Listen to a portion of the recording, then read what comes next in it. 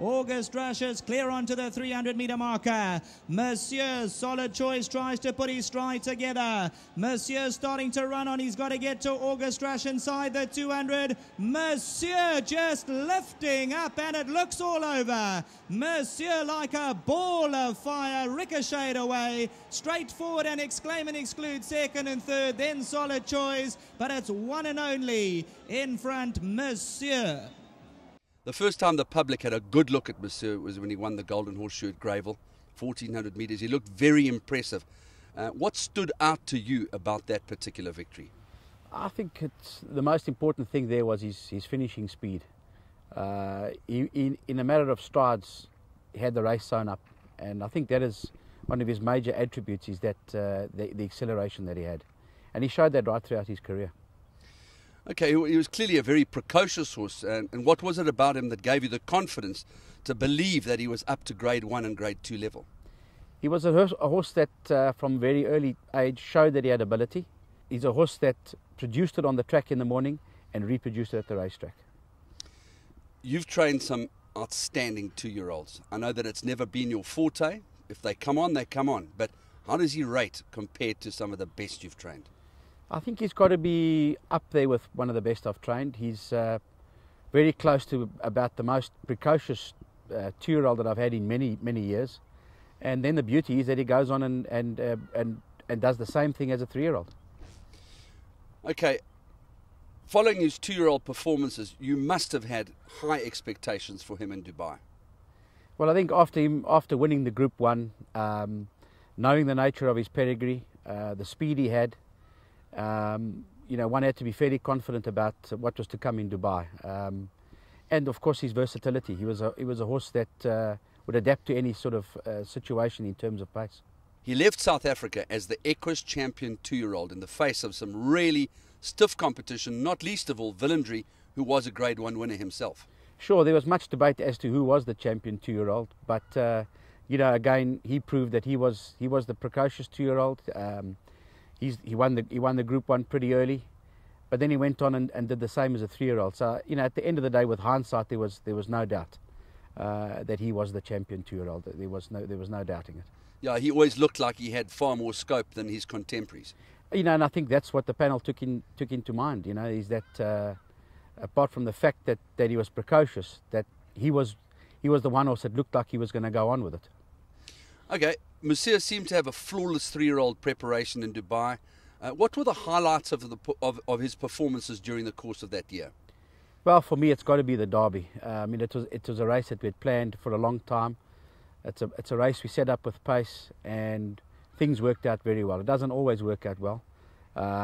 He had to overcome a little bit of interference at the top of the straight as well. And it being a short straight, he showed a lot of guts and courage, overcame that and quickened past them like a very good horse. And following the dominance in Dubai, the Cox Plate preparation was in the pipeline.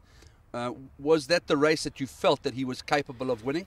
Well, we sent him to Australia with the Cox Plate in mind, thinking, you know, for my thinking, not knowing too much about the Cox Plate, but just being an observer, is that a horse needs a fair amount of speed, I would think, to win it. He was a horse, for me, tailor-made for it. He had tactical speed, he had finishing speed, so he could adapt to whatever pace was thrown at him in the Cox Plate. Well suited to a short straight. So for me, he was the ideal horse. And tell me, why was the Top Carpy Trophy chosen, and how did his performance rate there? Well, the Top Carpy was, you know, we felt that he was just one of those tough horses that could campaign internationally. We gave him a prep run at Newbury, where he ran behind Acceleration.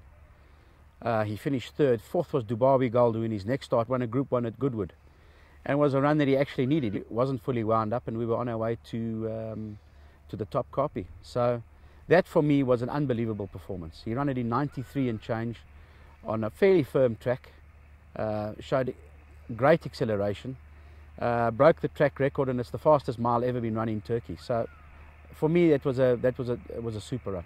When he came back to Dubai, he won the Al Maktoum Challenge with such ease, and that must have seriously impressed you.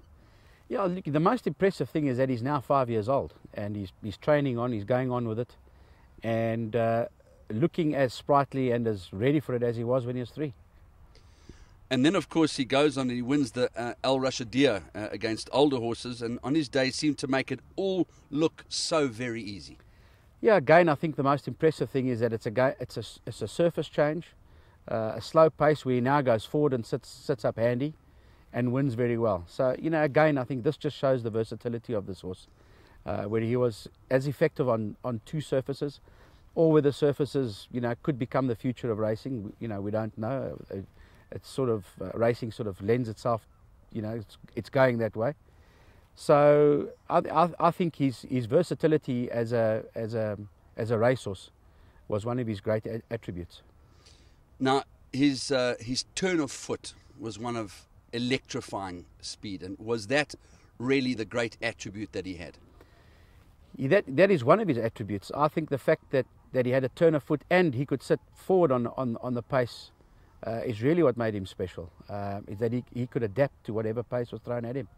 So in other words, not only did he have this turn of foot, but he had an exceptionally high cruising speed. He had both. He had the good turn of foot, and he had a good cruising speed as well.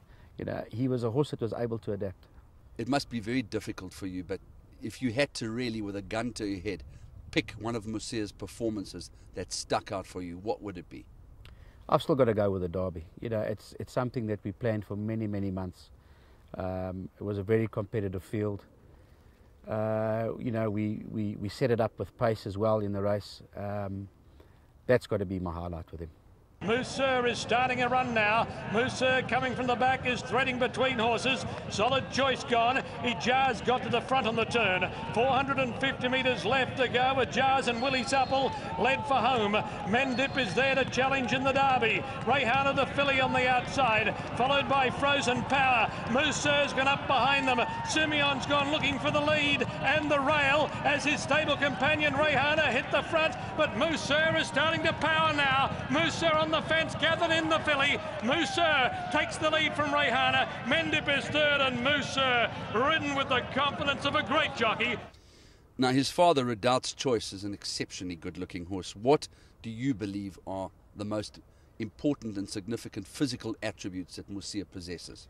I think the fact that he's a very well-balanced horse, is good-looking with a very masculine head and correct. And I think, you know, if he can throw them with legs like he's got, he'll be a great asset at stud. Okay, what attributes do you believe that MUSIR possesses to be a great stallion? Firstly, the fact that he was a precocious 2-year-old, he was a champion 3-year-old, and won at 5. So he won over 3 different years. He raced sound in all of those years. He raced at the highest level, and he had great acceleration, very good speed. He was versatile in that he won from 1,200 metres to 1,900 metres. And I think those are all the important things that one looks for in a stallion, is that versatility, and it gives the breeder the freedom when it comes to matching his mares and mating his mares to the stallion. I'm going to throw in 2 potluck questions. First of all, the fact that Martin Tolte once said to me that he would be exceptionally comfortable seeing MUSIR line up at Royal Ascot over 6 furlongs. Do you share those sentiments? I think he would have been very competitive over 6 furlongs at Group 1 level, no doubt. Whether he could have won it would have been difficult. But certainly when they were all getting tired, he'd be running on strongly at them. I still think, for me, his best trip was a mile, and I think that is really what one wants in a stallion, a horse that could win a 6 furlong, his best trip at a mile, and yet his brilliance got him the 1900 as well. And finally, some people take cognizance of this, others don't. Temperament-wise, what was he like to work with in the mornings, and did his demeanour continue through onto race day? Absolute gentleman, always happy. All he did was eat and work, and at the end of the day, it'd give you very few headaches. And I suppose, like everything else, you know, you in a way you have to detach yourself emotionally, but it must have been quite hard to say goodbye to him, because he'd been a part of your life for a good period of time, and he'd really campaigned with such excellence all over the world. Well, he'd given us unbelievable joy, you know, over really a 4-year span, having had him here as a young horse and seen him broken in by my wife, and then going on to be a 5-year-old racing all over the world. I mean, he'd raced in Turkey, in England, in Hong Kong, in Dubai, obviously, and unfortunately didn't get to race in Australia. But you know, it's you know, these horses don't come too often in one's life that can be that versatile, that you can put on a plane, and you know when they get off the other side, probably wouldn't even lose a kilo. So with the network that Mike de KOCK possesses far and wide, you'll be one of the first in the queue to look at the progeny of MUSIR when they hit the ground. That is no doubt. That's one thing I really enjoy about training, and when one trains good horses like this, is to see their progeny, and I certainly will be the first in the queue.